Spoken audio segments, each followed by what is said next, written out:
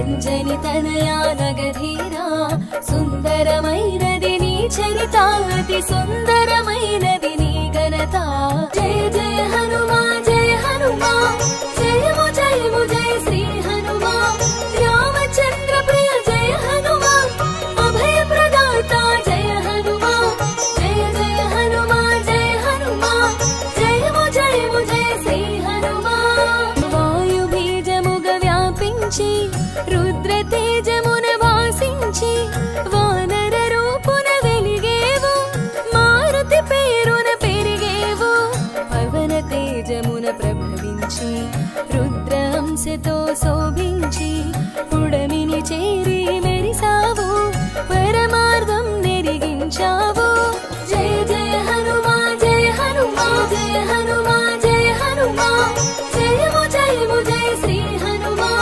రామచంద్ర ప్రియ జయ హనుమా అభయ ప్రదాత జయ హనుమా జయ జయ హనుమా జయ హనుమా జయము జయము జయ శ్రీ హనుమా వాయు బీజముగ వ్యాపించి రుద్ర తేజమున వాసించి వానర రూపున వెలిగేవు మారుతి పేరున పెరిగేవు పవన తేజమున ప్రభవించి రుద్రహంసతో శోభించి పుడమిని చేరి మెరిసావు పరమార్థం నెరిగించావు జయ జయ హనుమా జయ హనుమా జై శ్రీమన్నారాయణ.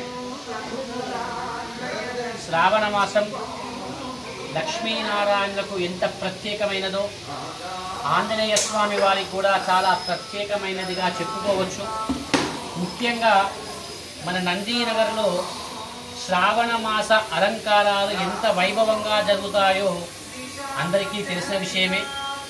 ప్రతి సంవత్సరం మాదిరిగానే ఈ సంవత్సరం కూడా మొదటి మంగళవారం స్వామివారికి ఉదయాన్నే సుప్రభాత సేవా కార్యక్రమంతో పూజా కార్యక్రమాన్ని నిర్వహించాం.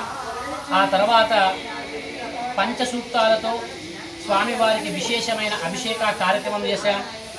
శత నాగవల్లి అర్చన కార్యక్రమం చేశాం.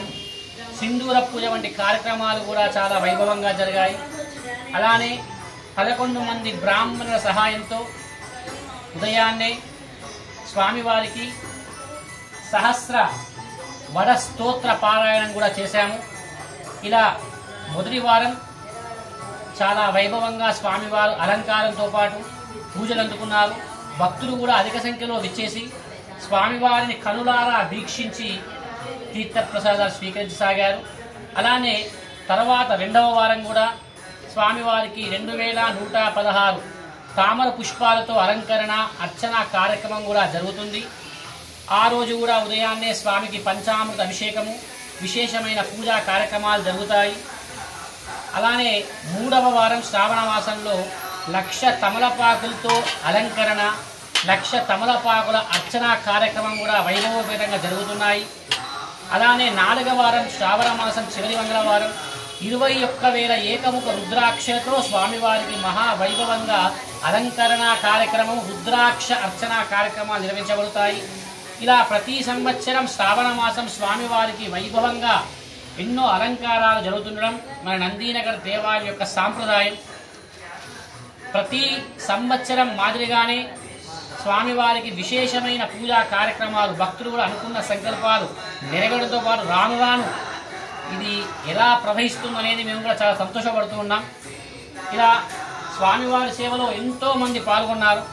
భక్తులు అడగగానే పప్పు నూనె ఎంతగానో ఇచ్చారు. వారి పూజ పేర్ల మీద కూడా ఎన్నో ఉత్తమమైన పూజా కార్యక్రమాలు చేశాము. ఇలా ఈ శ్రావణ మాసం మన ఆంజనేయ స్వామి వారు ఎంతో వైభవంగా ఉండడంలో సందేహం లేదని చెప్పుకోవచ్చు. జై శ్రీమన్నారాయణ, జై శ్రీరామ్, జై హనుమాన్.